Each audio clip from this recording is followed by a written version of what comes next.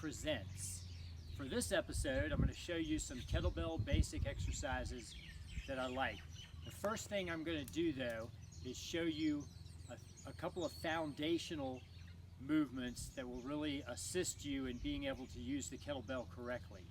So what you're going to need is a dowel rod, could be a broom handle or just a staff or anything, piece of pipe, whatever you can use. And you're going to take this and you're going to work on a hinging drill with this. So what you're going to do is you're going to put it behind your back.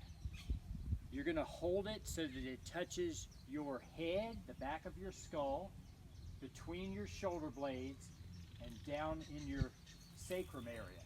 Now you want your feet pointing straight ahead, slightly wider than shoulder width.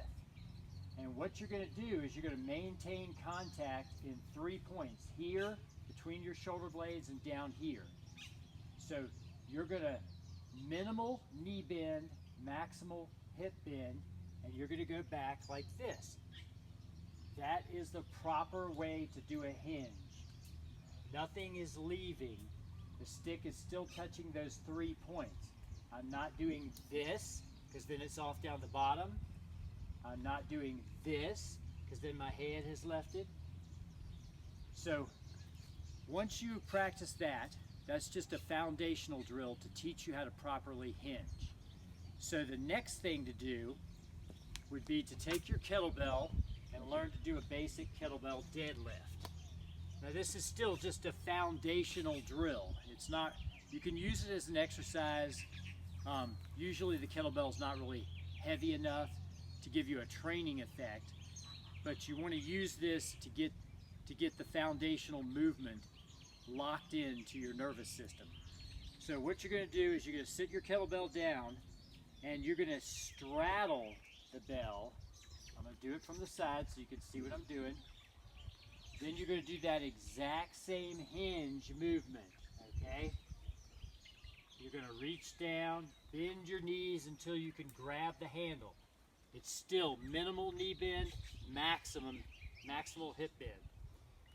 You're going to grab it, you're going to flex your lats by screwing your arms, and you're going to drive your heels and stand up. Squeeze your butt just to make sure you're locked in at the top.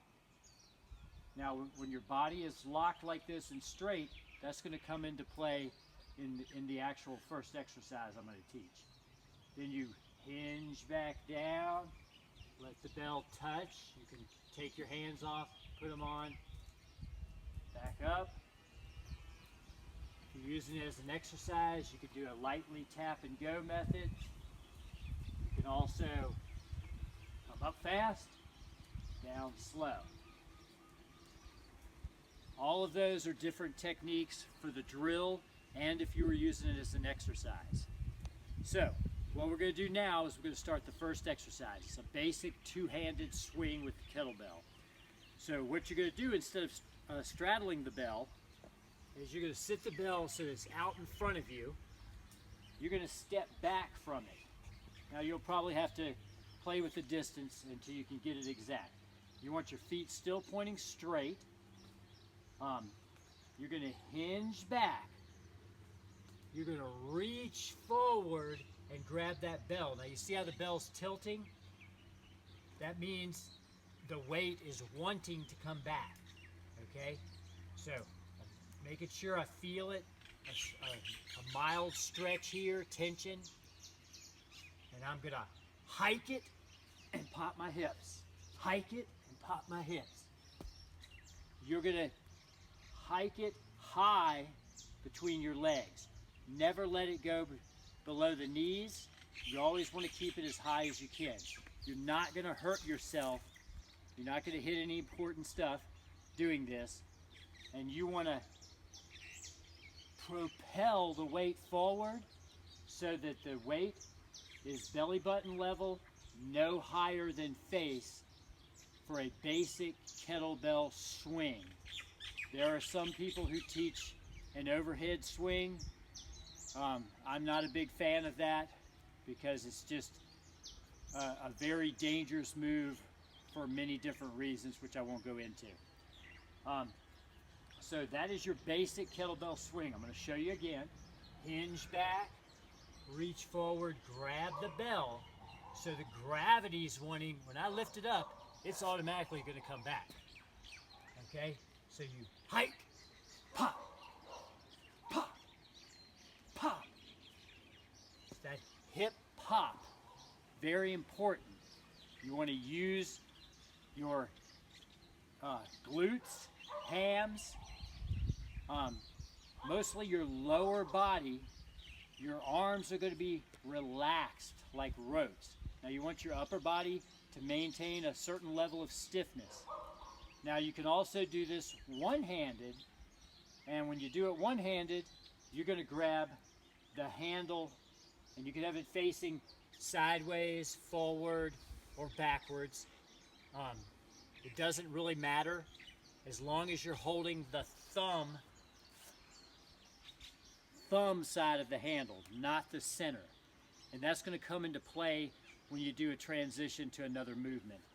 Okay, so I'm going to take it out here, make sure I'm good and hinged, grab it here, pop, pop, hip snap, hip snap. Now if you'll notice, I'm not hip snapping and leaning back, okay? Very important that you only come up to straight. So, the next thing I'm going to show you is, it's called the clean and jerk. You can also do a clean and press. So this is where the holding the corner comes into play, because you do this with one hand. So you're going to hinge, grab the corner, you're going to start it like normal, okay? But you're going to let your arm bend. You're going to keep your upper arm in contact with your body. Now if you see, it is sitting over here. If I was holding here, it would be sitting right on my forearm. That's why you want to hold the corner of the bell. So once you've done your clean, this is a kettlebell clean, which is different from what you would do with a dumbbell or a barbell. Then you're going to do the jerk, jump, rebend, stand. That completes it. You could do the clean and press, where you just lock your knees and press, clean and jerk, stand, clean and press. Okay, now we're going to go to the squat. So before we use the hinge, maximal hip bend, minimal knee bend, we're going to use maximal knee bend and maximum hip bend. We're going to do the goblet squat. So what you do is you take your bell and you hold it by the horns, which is basically where the handles meet on the side. You want your feet as straight as you can get them. For some people it's not possible, but most of the time you want to try to keep your feet pointing straight ahead. You're going to stay tight, good posture, squat down. I'm between my knees, drive my heels to come up. From the front, feet straight, good posture, inhale down, drive and come up. Now that's your kettlebell goblet squat, and of course you can use a dumbbell or a weight plate to do that one. That's just a basic squatting motion with the weight held in front of you. So for the last exercise I'm going to show you is a Turkish get up. This is the one that works pretty much your full body. So you're going to take your bell, sit it to the side of you, lay down, grab it, thumb side corner. That's just always a good habit to get into when you're doing anything with a kettlebell with one hand. You're going to use two hands and you're going to turn yourself so you're here and push the bell up with both hands. Now, this is your starting position. The first thing you do is you drive with that heel till you're up on your forearm. Okay, once you're there, you push yourself up so you're up with this on your straight arm. Then you're going to do the hip thrust here. Then you're gonna thread your leg through here. You're gonna come up straight. Then you're gonna use your front heel to generate the power and stand up. Now you reverse it. So you go down, here, you do this slow. This is not a speedy movement. You're gonna thread your leg back through, lower your hip down, lower down to your forearm, slowly roll to your back. That was 1 rep. You can do singles, you can do multiple reps. So, that was some of the basic kettlebell movements that I like to use. Those can be used by beginners all the way up to advanced athletes. Thanks and have a great day.